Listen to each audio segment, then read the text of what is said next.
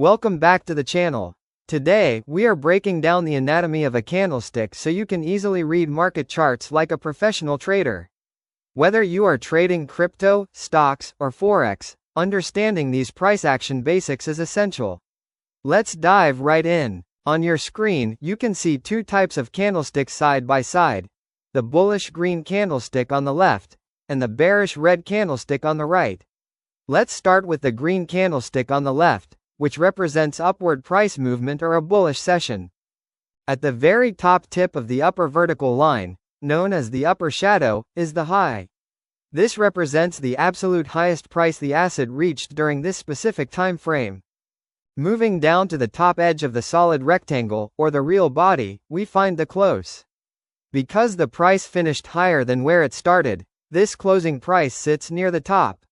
Right at the bottom edge of the green real body is the open price, which indicates where trading for this candle officially began.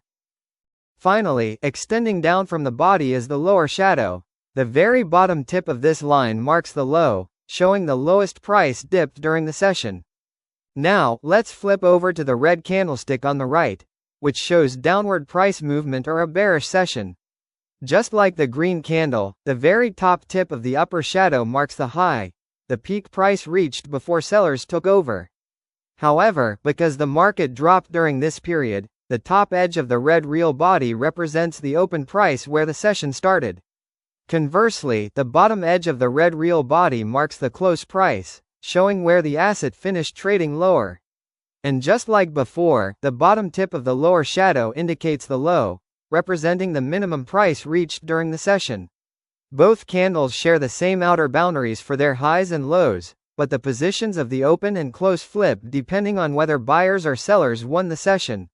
Mastering these 4 price points, open, high, low, and close, gives you a solid foundation for reading charts and spotting trading opportunities.